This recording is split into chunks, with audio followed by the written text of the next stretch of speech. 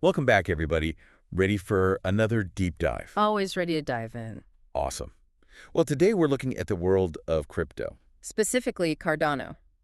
You got it. Boy, I feel like there's a twist. Haha, yeah. We're tackling this really cool question. Lay it on us. Okay, so if Cardano were a historical figure, Ooh, I like this already. right? If Cardano were a historical figure, who would it be? Now that's a good one. I know. I thought so too. But here's the thing. The source material we're using for this episode, They don't give us an answer, do they? they totally don't. So We're instead, turning it over to you, listeners. exactly. If you had to pick a historical figure to represent Cardano, who would you pick and why? Yeah. And to help you get those mental gears turning, let's talk about what makes Cardano special. What makes it tick? Definitely. First of all, it's not just another Bitcoin. Oh, definitely not.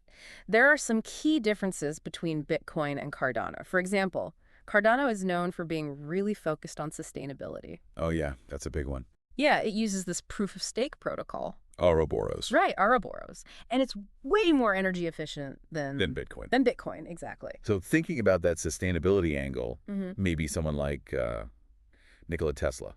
Interesting. Okay, I see where you're going. So think about Tesla.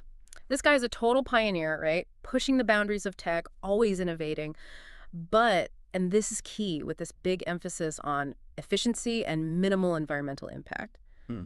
Do those values line up with how Cardano does things? I think I see what you mean. And Cardano is also big on research, right? Like peer-reviewed academic stuff. Yeah. Their whole development process is really rigorous. Oh, absolutely. That's not something you see every day in the crypto world. It definitely makes them stand out. For sure. Makes me think of someone like Ada Lovelace, the first computer programmer. Oh, yeah. Super rigorous mathematically, but also a visionary. Could there be a connection there, maybe? Potentially. Yeah. That's a good one to ponder. And we can't forget the whole community aspect of Cardano. Oh, yeah. It's often called a third-generation cryptocurrency Because they're trying to solve some big problems like scalability and sustainability that earlier cryptocurrencies struggled with. and they're really big on community involvement. Absolutely. They see it as a key part of solving those problems. Right, so then maybe Cardano could be like a famous community organizer Mm, or a leader who got people to work together to. I like it. Now you're thinking. Yeah. Think about those historical figures who brought people together to get things done.